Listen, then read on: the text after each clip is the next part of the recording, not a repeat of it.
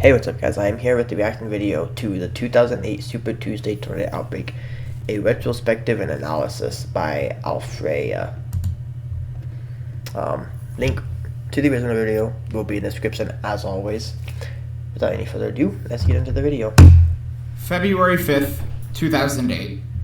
A day that in any other year would probably have little significance in the long run, but for 2008 in the United States, it was a special day because it was Super Tuesday. For those out of the loop, Super Tuesday is the big primary election day where a bunch of states hold their primary elections to see which person will represent their respective party when the general election rolls around in November. Elections were in the mindsets of many Americans that February 5th, as they went out to go vote, go home, and wake up the next morning to see the results. Typical Super Tuesday behavior for those invested in politics. However, this Super Tuesday would be remembered years later not for what happened at the polls, but for what happened just outside of them. What occurred was one of the most unusual and anomalous severe weather events ever observed on this planet. A widespread, deadly tornado outbreak spanning primarily across Arkansas, Tennessee, Kentucky, Mississippi, and Alabama had just occurred. For the second time in the history of the Storm Prediction Center's existence, when it was founded in 1995, a high risk was issued for severe weather for the month of February. On the north side, a severe winter storm that impacted the Central Plains through... And most of you are going to know, but for those that don't, a high risk is extremely rare to be issued by the Storm Prediction Center.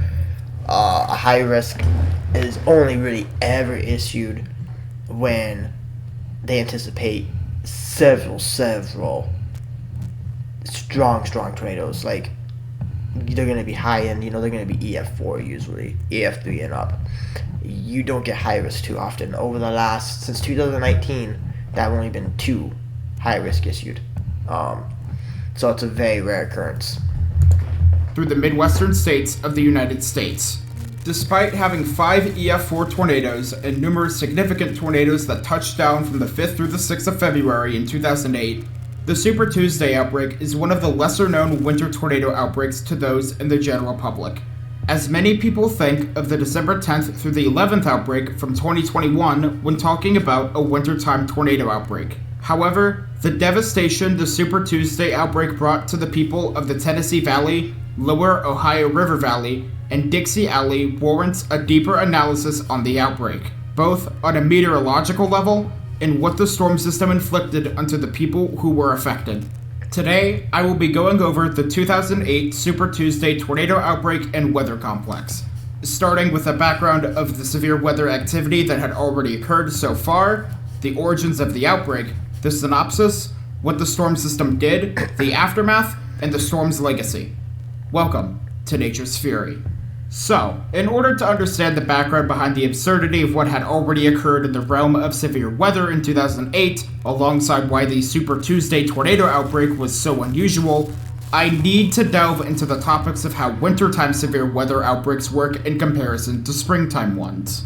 The months of January and early February are the coldest months of the year on average in the Northern Hemisphere, climatologically speaking at least. So many areas are often hit by winter storms more so than severe weather. This doesn't mean that severe weather cannot occur in January and February. Far from it. When winter tornado outbreaks occur, they typically occur in the deep south, usually in southern Dixie Alley. There is a We've actually already had 1 or 2 severe weather setups down in this general region this year for January and February.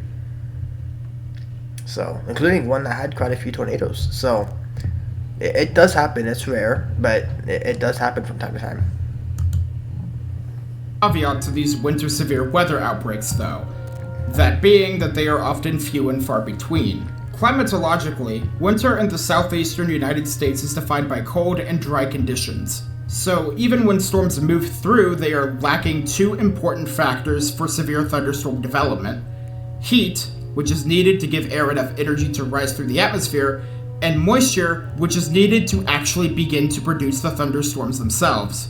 With these 2 factors in limited supply during winter in the southeast, it's often rare to see severe weather occur in the And when you don't have heat or moisture, you're also not really going to have any instability. If you have any instability at all when you don't have heat and moisture, it'll be enough for your regular run-of-the-mill thunderstorms, but it won't really be enough for severe weather, and certainly not tornadoes. You really definitely got to have moisture and heat. Because even if you don't get enough heating too, you can't break the cap. So if you don't break the cap, you're not going to get anything. Not even just some rain. The winter months. In the case of 2008, two very unusual severe weather events had already occurred. From January 7th through the 11th, an unusually strong tornado outbreak sequence occurred in the Midwestern and Southern United States, spawning 72 tornadoes, with the majority of those tornadoes occurring on the 7th and 8th. On January 29th, a severe straight-line wind event occurred in the lower Ohio River Valley, causing straight-line wind damage across the area. So even before February 5th, there were two unseasonably rare severe weather events for the year. Shortly after February began, another severe weather outbreak was about to commence, and would end up being one of the most well-known tornado outbreaks in the month of February. But real quick, only a small portion of the people who like these weather documentaries I make are subscribed to the channel, so if you enjoy the content I create, consider subscribing. It helps me a lot and tells me I'm doing something right. Anyway. Yeah, make sure you go and subscribe to his channel. Again, the link to this video will be down in the description. He's really good. I've seen a few of his videos now, and I do watch some of them. I do still watch them as well, so yeah, go make sure you subscribe to his channel, show him some love. He absolutely deserves it. He kills it with these videos. They're very, very good. Anyways, back to the Super Tuesday outbreak. Even before February 5th, a series of events was in progress that would allow for severe weather to occur. On February 3rd, a surface low-pressure system was beginning to develop near the Rocky Mountains, and to the east, a high-pressure system was developing over the eastern portion of the United States. These two systems created southerly flow from the Gulf of Mexico ahead of the cold front that would move across Arkansas and the Tennessee Valley. The southerly flow from the Gulf allowed for unseasonably warm and moist air to spread across the Deep South and the Tennessee Valley, with dew points in the 60s across many states in the Deep South, and temperatures in the upper 60s to the upper 70s. Further to the west of the Gulf states was a deep upper-level trough that was expected to eject from the southern plains to the Gulf states. A low-level jet stream was expected to be established across the Gulf states and the Ohio River valleys, with winds in excess of 90 knots expected at the 500 millibar level. The low-level jet stream would provide an abundance of wind shear, the change of wind velocity. 90 knots is a lot, and that's going to be right around where your 90 knots is lying. You can see it, and the loop kind of transfer over. But 90 knots at the 500 millibar level is a lot. For tornadoes, you only really need 35. You know, once I start seeing 40, 50 at that level, that's when I start paying close attention. But 90 knots is just absurd. Over a short distance, and helicity, a measurement used to determine the potential for rotating winds in a thunderstorm. Both the wind shear and helicity favored supercell thunderstorms capable of producing strong, long-track tornadoes ahead of the main surface cold front. Helicity was abundant, with storm-relative helicity values over 200 meters squared per second squared in some areas. CAPE was adequate for the event, with the northern portions of the states of Arkansas into portions of Tennessee having CAPE values of 500 joules per kilogram, with areas south having CAPE values of roughly 1,000 joules per kilogram. There was a cap, an area of stable...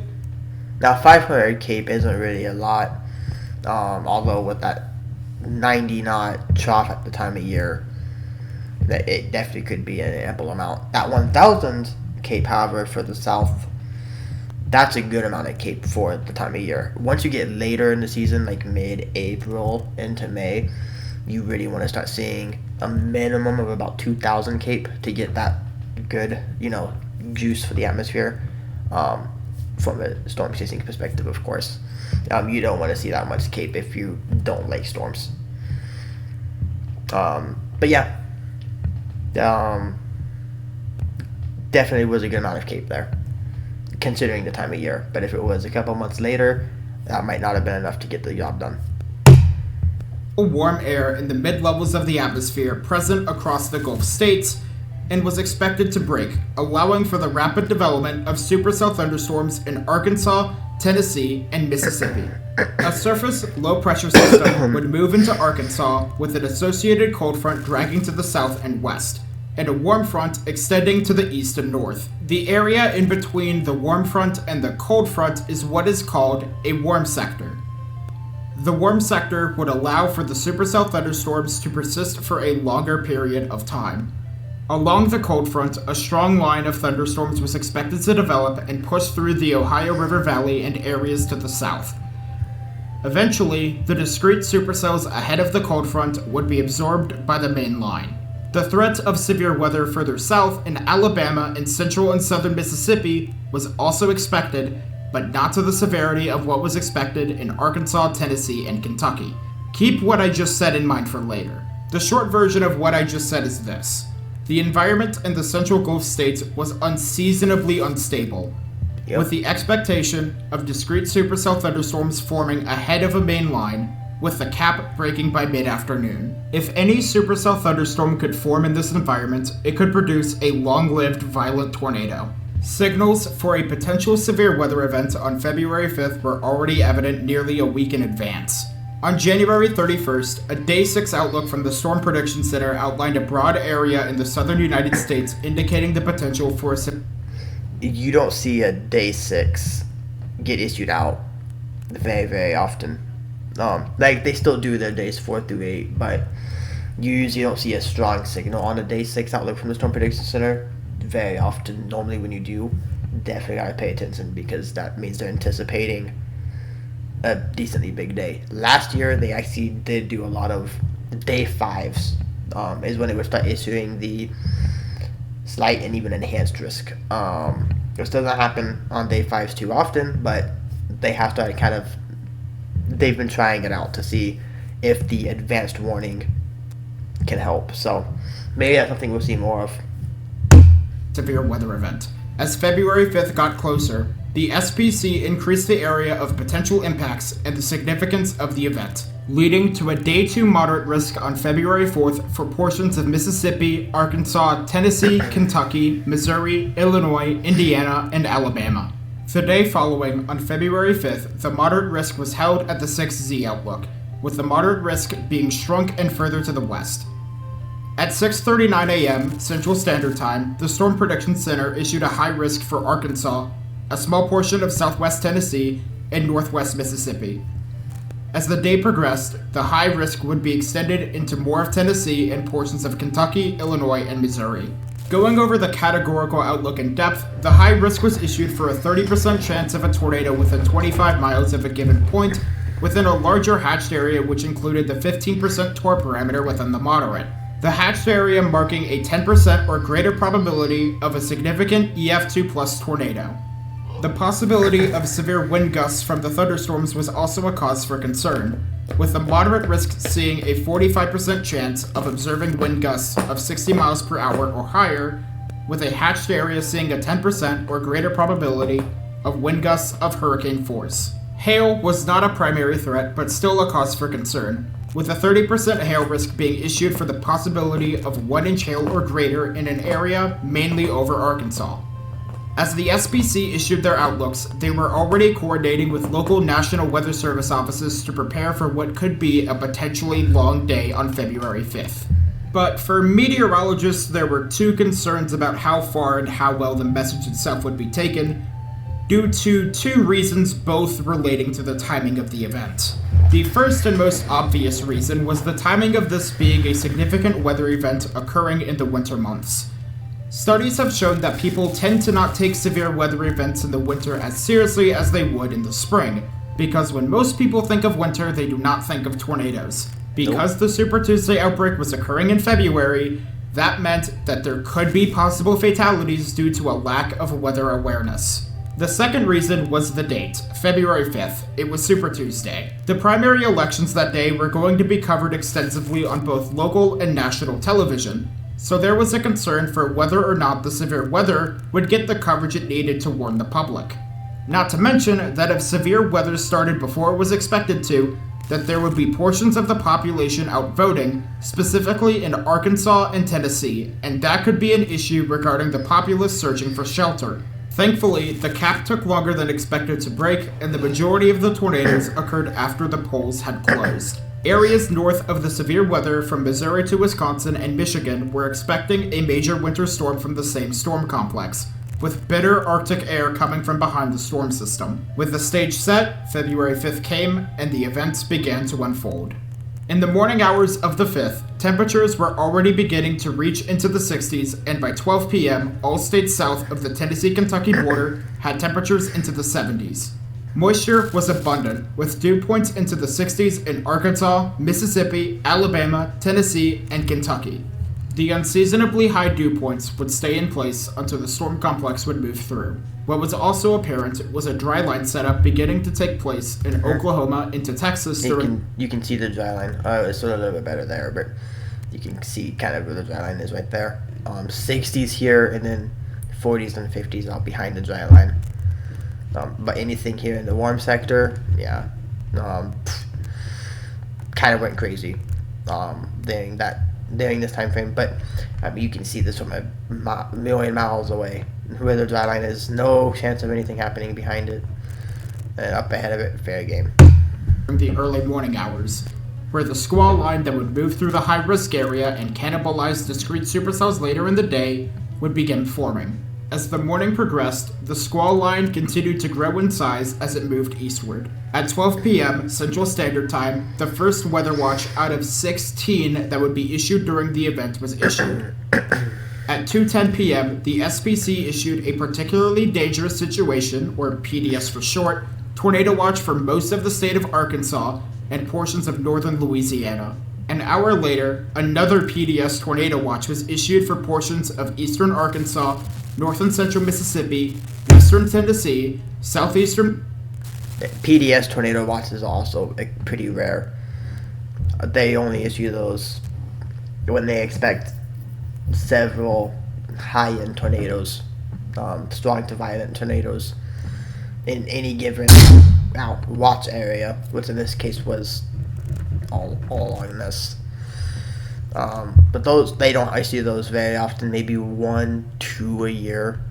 Usually those do get put out in Dixie Alley. It's not common that you get those put out anywhere else, but if you do, it'll probably be Tornado Alley, so Oklahoma, Texas, but they could be issued anywhere if the ingredients look like they're gonna be high enough. It doesn't just have to be those areas, but those are where those are most common, but they themselves are pretty rare. Missouri, southern Illinois, far southwestern Indiana, and western Kentucky. These watches were issued with the expectation of numerous supercell thunderstorms forming in the area ahead of the cold front in the warm sector once the cap breaks. However, the issue came down to when the cap would break. It became evident as the afternoon rolled in and the cap was still in place. As it turns out, it was taking longer to break than expected, keeping supercells from being able to grow.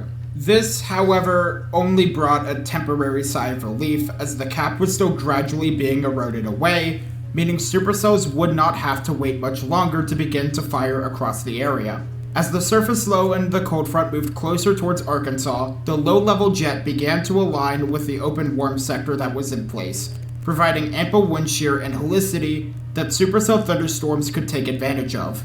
By 3:30 p.m., the cap finally broke, and supercell thunderstorms began forming in the open warm sector. One of the first supercell thunderstorms that formed that day began in Arkansas and would go on to drop the longest track tornado in the state's history. Shortly after 4:50 p.m. Central Standard Time, one of the longest tracking supercell thunderstorms that day produced a tornado in Yale County, Arkansas. The tornado was initially weak, only producing minor tree damage in the county. However, the tornado began to intensify as it moved into Pope County, Arkansas, producing EF3 damage in the city of Atkins. The tornado continued to produce EF3 damage as it moved into Conway County, destroying 32 residences, with 6 other residences suffering major damage. As the tornado moved into Van Buren County, the tornado produced its worst damage, leading to its rating of EF4. The tornado destroyed 41 houses, and numerous houses and businesses were damaged. The tornado continued into Stone County, destroying 24 houses and a car dealership, with cars on the sales lot being thrown across the highway. After moving through Stone County, the tornado produced EF3 damage, destroying 43 residences in Izard County and 30 houses in Sharp County. After moving out of Sharp County, at least 40 businesses were damaged or destroyed along US Highway 62, as well as a church. The tornado would then lift just to the northeast of Highland, Arkansas. In all, the tornado traveled 122 miles total, with a peak width of 3/4 of a mile wide, killing 13, injuring 140, and causing $119 million in damages. At 5:32 p.m., a multi-vortex tornado touched down in South Haven, Mississippi, striking the high school nearby, thankfully only causing EF0 damage. Crossing the State Line Road and Airways Boulevard intersection, the tornado quickly strengthened and began producing EF2 damage. The tornado maintained its intensity as it crossed the Mississippi-Tennessee state line, aiming straight for the southeastern portions of Memphis, Tennessee. As the tornado moved into Tennessee, news station WREG caught the tornado on Skycam. At this point, the National Weather Service in Memphis, Tennessee issued a tornado emergency for the first time in their forecast area, since the term was used back in 1999 for the Moore, Oklahoma F5 tornado. The tornado produced extensive damage as it moved through the southeastern suburbs of Memphis. Damage was done to several warehouses, multiple homes suffered major damage, and the tornado caused a wall to collapse at a Sears department store. The tornado then struck a Taco Bell along Winchester Road before lifting. The tornado was on the ground for a little over 8 miles, causing $128 million in damages, killing 3 and injuring 13. Just under an hour after the tornado near Memphis, Tennessee lifted, the same supercell would drop another tornado near the rural community of Yum Yum, Tennessee, quickly reaching EF3 intensity. The tornado quickly destroyed a shed and tossed a truck 40 feet, severely damaging the truck and killing the man inside. The tornado traveled into Fayette County, producing EF2 damage in Danseyville, Tennessee, with 2 mobile homes being destroyed and 1 house suffering major damage. The tornado then crossed into Madison County, producing EF3 damage in the town of Huntersville, destroying 2 houses in the town and damaging several others. This tornado was found to have been at least 1/3 of a mile wide, traveled 31 miles, caused $10.3 million in damages, injured 14, and claimed the lives of 3. The tornado would then lift northeast of Huntersville near Interstate 40, only for the supercell thunderstorm to quickly cycle and produce another tornado 5 minutes later, touching down directly over the Union University campus in Jackson, Tennessee. Despite being on the ground for only mere moments at this point, the tornado was already intense. The university received EF4 damage, with 2 dormitories collapsing as the tornado passed through the campus. Wow. 80% of the college dormitories were severely damaged or destroyed. The tornado caused major damage to 3 academic buildings and caused damage to 14 other college buildings. The wind speeds were estimated to be 170 miles per hour at the college campus, yet the tornado itself was only 125 yards wide. The tornado then tracked across US Highway 45, striking multiple subdivisions, continuing to move towards the northeast while causing EF3 damage. After crossing the intersection of Christmasville Road and Ashport Road, the tornado would lift. The tornado itself was on the ground for less than 10 minutes and only traveled about 7.6 miles. However, the tornado caused some of the worst damage from the outbreak, specifically at Union University. Thankfully, the EF4 tornado did not cause any fatalities, but the tornado injured 51 people. A separate supercell that had a history of producing multiple smaller tornadoes in northern Mississippi and southern Tennessee dropped its most powerful tornado west of the Tennessee River in Hardin County at roughly 7:40 p.m. The tornado quickly began to race to the northeast, causing EF4 damage, impacting the Oak Grove, Cerro Gordo, and Swift communities. The tornado destroyed 59 houses, 11 mobile homes, 11 public buildings, and 11 farm buildings, with another 117 buildings receiving some form of damage. 4 of the 11 public buildings belong to the Sharon Baptist Church, which lost its sanctuary, preschool, academy, and student center off. That's kind of an eerie photo with the chair just left standing there. You see photos like that though, in situations like this, something somehow gets left completely untouched. It's always eerie when you see stuff like that. or when you see one like this with the chairs everywhere, just pure destruction. Never easy to see that. No matter how like if you're like me, you're in the know with weather, you see photos like this, a couple times a year. Tornadoes come through and do this kind of damage. It never gets easy to look at. Cravens Road in the Oak Grove area. The tornado continued moving northeast before lifting near the Highway 114 and 128 intersection. The tornado was on the ground for 17 minutes with maximum winds of at least 170 miles per hour, traveling on the ground for about 16 miles total, with a maximum width of half a mile. The tornado caused $17.6 million in damages, injuring 5 and killing 3. However, the tornadic supercell would continue to produce multiple tornadoes. 2 EF1s, then an EF2 tornado that seemed to take a direct aim at Nashville, one of the largest cities in the state of Tennessee. Thankfully, the tornado lifted before hitting Nashville proper, although witnesses claimed to observe a funnel cloud over the city at one point or another. Just after 10 p.m., the supercell would drop another tornado, this time a long-track EF3 tornado that formed southwest of Castellan Springs in Sumner County in Tennessee. The tornado rapidly intensified and began producing EF3 damage after going through Castellan Springs, completely destroying the post office alongside 85 different houses in the area. In Sumner County alone, there were 7 direct deaths. Man. The tornado continued into Trousdale County, causing EF2 damage. The tornado ripped through a gas plant, which caused a gas leak and subsequent fire at the Columbia Gulf Transmission Company, with the fire itself burning itself out. The tornado destroyed 10 homes in the county, with 23 homes having major damage, causing 2 fatalities before crossing the county line. The tornado continued into Macon County, with the majority of the damage occurring in Williams, northwest of Lafayette, Tennessee, destroying 170 homes, killing 13 people alone in the county. From this point, the tornado then traveled into Monroe County, Kentucky, destroying 2 conventional homes and 2 mobile homes and damaging several others. The tornado moved into Cumberland County and then lifted shortly thereafter 3 miles southwest of Marrowbone. This singular tornado is the deadliest tornado from the outbreak, killing a total of 22 people directly, injuring 63, causing nearly $29 million in damages, and traveling a length of 50 miles with a maximum width of nearly half a mile wide. Further to the northwest, a supercell with a history of producing tornadoes was cycling after spawning an EF2 tornado north of Hopkinsville, Kentucky. It didn't take long before it produced an EF3 tornado at 7:44 p.m. in southern Muhlenberg County. The tornado would go on to pass directly through Central City, Kentucky. In the tornado's path, a total of 69 homes were destroyed and 203 were damaged, with most of the damage occurring in the communities of Greenville and Powderly. Half a dozen businesses and churches were damaged. The tornado passed within a short distance of a high school, with a large portion of the gym roof being damaged. The tornado then lifted on the Muhlenberg, Ohio County line. The tornado traveled a little over 18 miles, with a maximum width of 1/5 of a mile. In total, the tornado caused $21 million in damages, killing 3 and injuring 24. As midnight passed, it seemed like the main threat was over.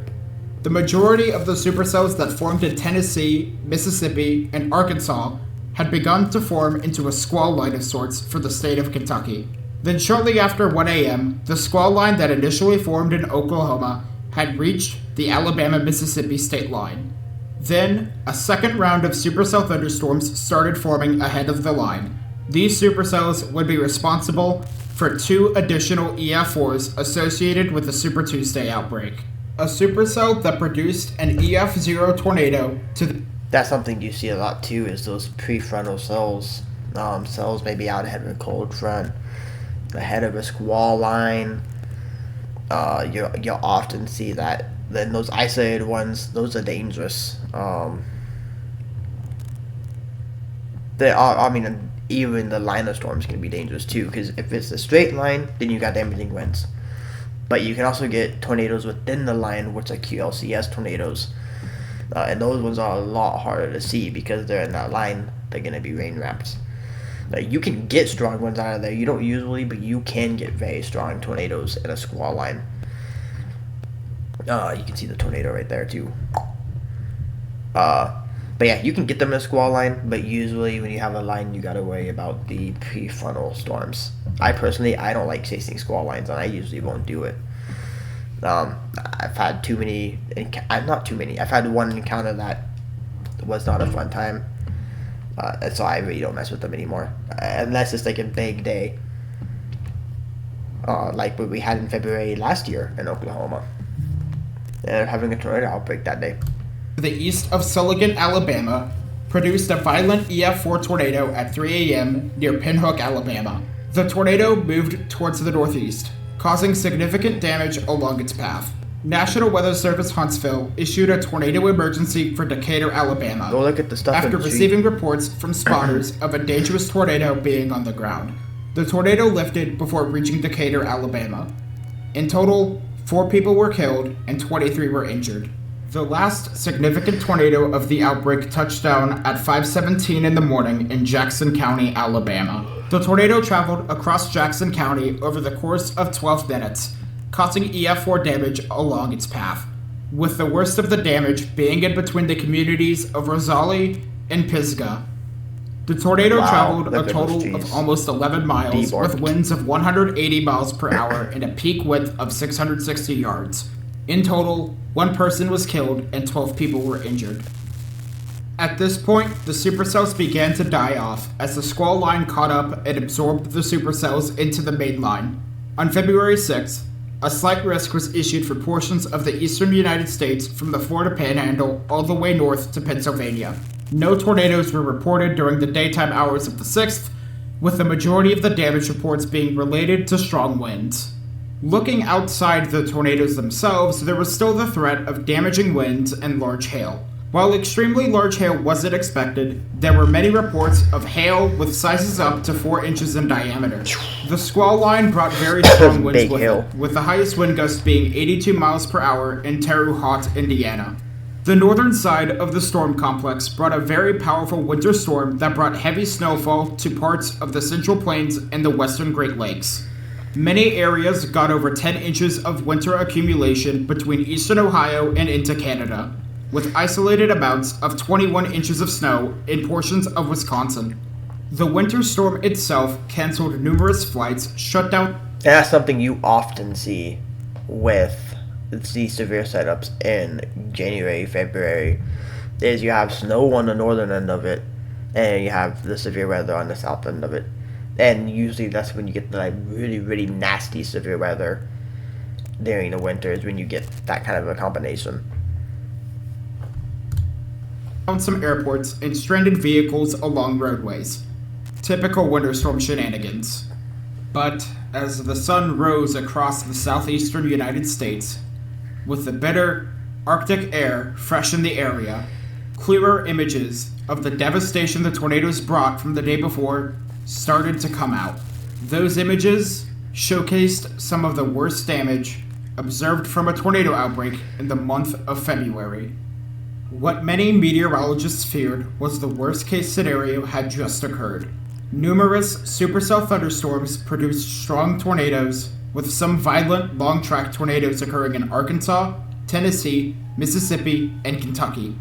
Additionally, there were 2 violent tornadoes in portions of Alabama, an area that was not expected to see violent tornadoes from the outbreak. In total, 87 tornadoes touched down across multiple states. Yeah. Of those, there were 31 EF0s, 30 EF1s, 16 EF2s, 5 EF3s, and 5 EF4s. The 2008 Super Tuesday outbreak became the largest outbreak in the month of February, alongside holding the record for the most EF4 tornadoes from an outbreak in the month of February. Numerous people were left without a place to live across the lower Ohio River Valley southward. The worst damage observed from the outbreak was where the 5 EF4 tornadoes touched down and tracked. In Arkansas, an image of a Jeep being impaled into a tree, numerous structures in Atkins being obliterated, with a couple fires burning the day after.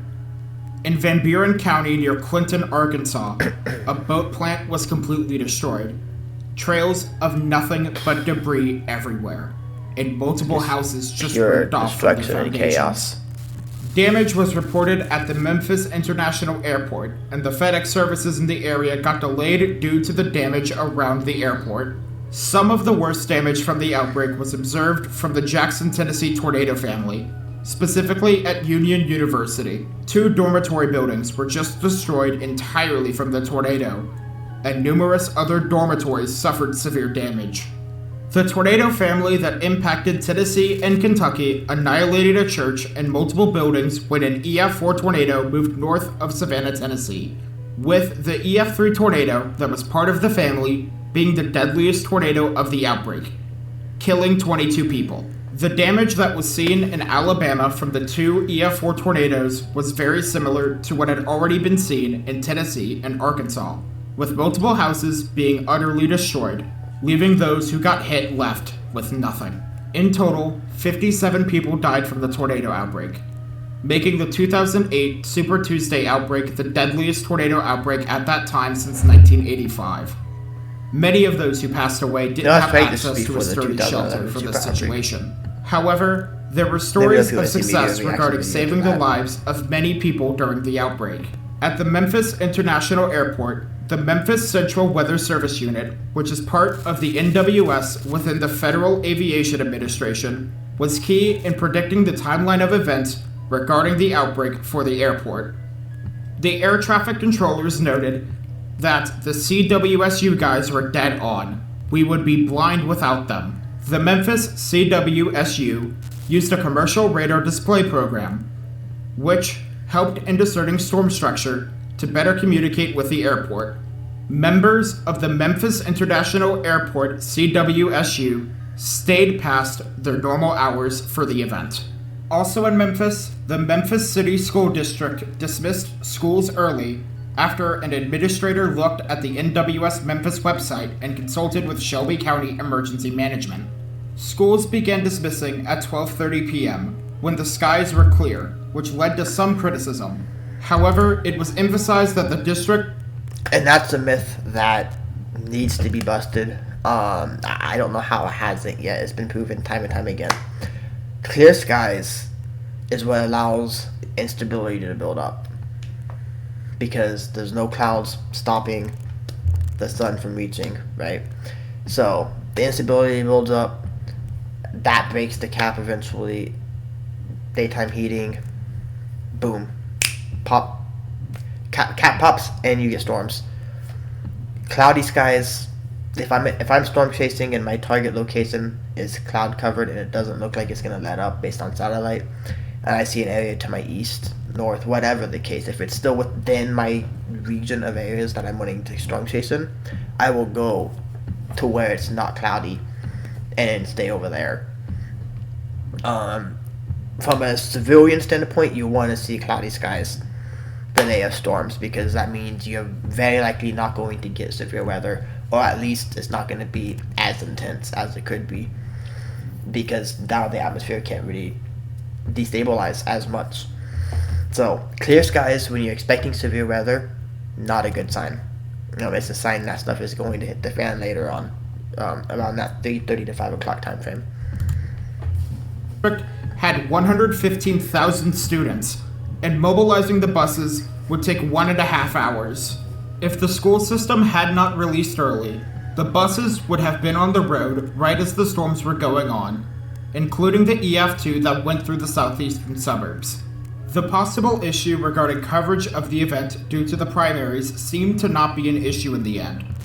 Local stations were going on air with wall-to-wall coverage for the storms that day, despite the Super Tuesday primary election results that were coming in that night. Nobody died from the Jackson, Tennessee tornado, with those who survived at Union University crediting the weather forecast being accurate and the university's efforts to keep students informed of the severe weather threat that day and to ensure that proper safety precautions were taken. The university was aware of the threat throughout the day, saving lives in the process. When the EF3 tornado in Muhlenberg County, Kentucky occurred, a basketball game had just finished at North High School in the county, which had just received a tornado warning at 7:32 p.m. 1,200 people were in attendance in the school gymnasium for the basketball game. Based on the warning information, a decision was made to shelter in place and prevent anyone from leaving the school premises. The school got hit 20 minutes later, and every tree around the school was uprooted, with a 30 by 30 section of the gym roof being peeled back. Batting cages were thrown into buses, and a scoreboard was found in the parking lot. By the time the tornado left, there were some injuries, but nobody in the school premises died that night. The school's actions, which were based on warning information from NWS Paducah, likely saved dozens of lives. These small actions may seem routine to many people. However, without these critical, crunch-time decisions, there likely would have been way more casualties. On the topic of the National Weather Service, this was the first major outbreak where the polygon warning system that just got implemented was used. How the system used to work is that when warnings were issued, such as a tornado warning or a severe thunderstorm warning, they would be issued for whole counties. The county-based warning system did create problems, however. There were some issues that were addressed by this outbreak related to the system, but regardless, nothing major. A total of 5 tornado emergencies were issued, 4 in Tennessee and 1 in Alabama, a record at the time for the highest number of tornado emergencies issued in a single tornado outbreak. However, NWS Little Rock never issued a tornado emergency because they thought that the tornado emergency tag was only supposed to be used for when violent tornadoes hit populated areas. There was no clear guidance on when to issue those tornado emergencies at this point. But to sum up the whole storm system itself, over $1 billion in damages was done in total, accounting for both the tornado outbreak and the winter storm further north. 58 people died due to the tornado outbreak. 4 others died from the winter storm. Hundreds were injured, and numerous records were broken in terms of tornadoes. Anyways, let's start to bring this to a close. The 2008 Super Tuesday Tornado Outbreak is a tornado outbreak that isn't often remembered by many outside of those in the weather space, and to be honest, it isn't that well documented. I say that based on the utter lack of footage that I could find on the event itself. However, despite that, the Super Tuesday Tornado Outbreak remains as one of the most impressive outbreaks I've ever researched. With 87 tornadoes, 5 of those being EF4s, the longest track tornado in Arkansas state history, there's a lot of interesting things about this outbreak that warrant it being talked about more, especially when 2 of those EF4s happened in the slight risk. A quite interesting statistic is how the Arkansas EF4 compared to the other 4 EF4s of the outbreak. The Arkansas EF4 had a path length of around 120 miles.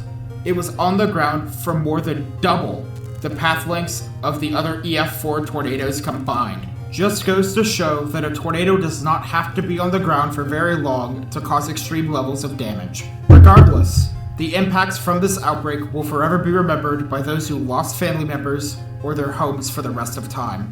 However, thanks to the actions of public officials, those who worked for the National Weather Service, those who worked for Union University, those at North High School in Kentucky, along with likely countless other small acts of kindness, many lives that may have been lost from this outbreak were able to be saved.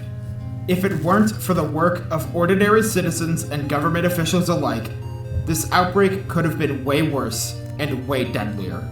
The Super Tuesday outbreak is one of 2 tornado outbreaks that are often brought up when people mention wintertime tornado outbreaks. In fact, synoptically, the 2 outbreaks are quite similar regarding the setup, except the other outbreak is further to the west and there was more cape. The other outbreak is... Oh my god, he's finally covering Mayfield after all this time! My favorite weather boy is gonna cover the most amazing tornado outbreak of all the times! The other one being the December 10th through the 11th tornado outbreak, which I will be covering next time. The 2008 Super Tuesday Tornado Outbreak may be overshadowed by other wintertime tornado outbreaks, but its legacy for those in Arkansas, Tennessee, Kentucky, and Alabama cannot be forgotten anytime soon. Yes, I'm doing December 10th next. Can you stop commenting about it?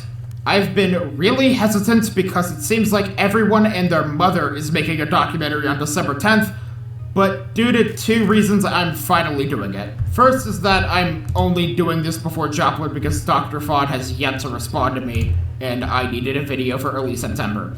The other and more important reason is that I managed to get an interview with Richard Thompson.